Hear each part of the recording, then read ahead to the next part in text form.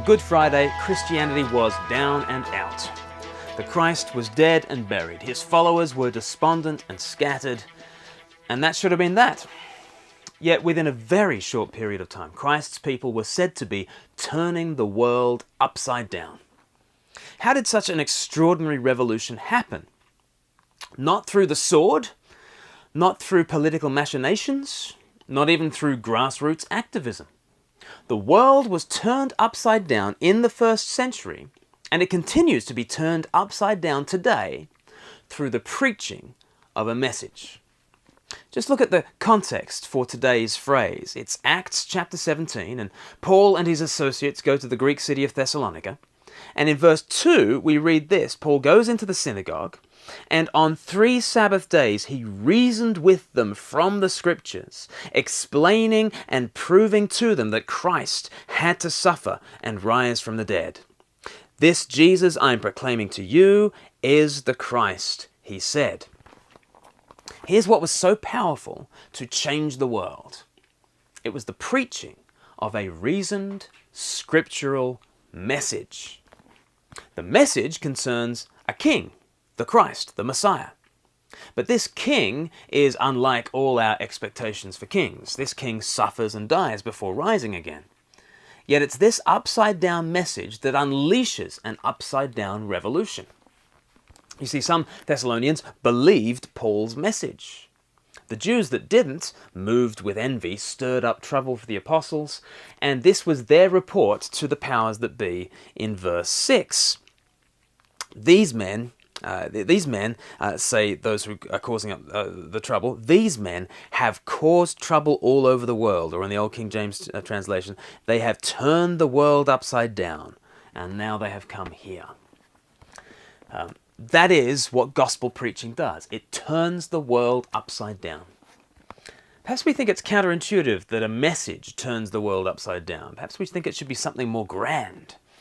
But let's consider the impact of this message over the last 20 centuries in the areas of politics, science, and economics.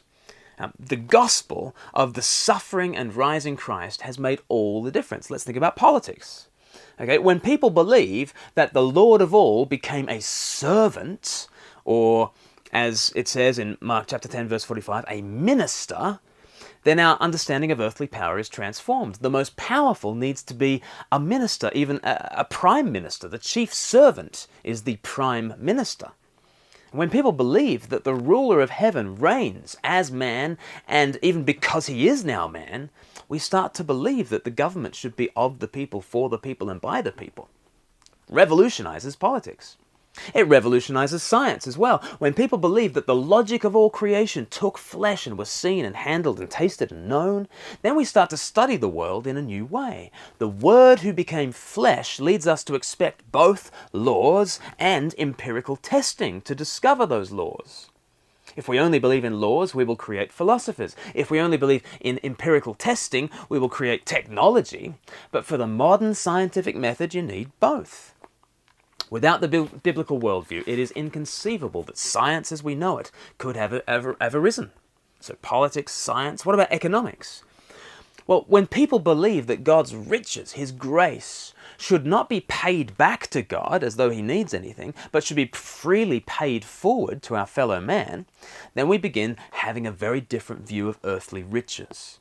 Freed by God's grace, we stop hoarding or displaying our wealth and we start paying it forwards, reinvesting it.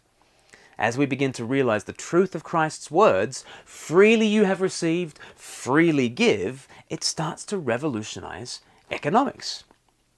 These are just some of the macro effects of the gospel message on our culture, on politics, science, and economics.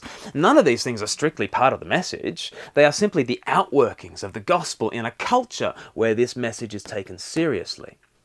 In addition to these fringe benefits, people are brought to an intimate knowledge of the living God. They are set free from the powers that enslave them. They are cleansed from their guilt and shame. They are given the status, power, and indeed the very life of Christ. And what's more, in Christ they are bonded together into a community of grace to become witnesses in the world to God's reconciling love. What a message! What a power! This is what changes the world. not our own efforts, but the proclamation of His great effort. Not our own doings, but the proclamation of His doing. Unleash this good news.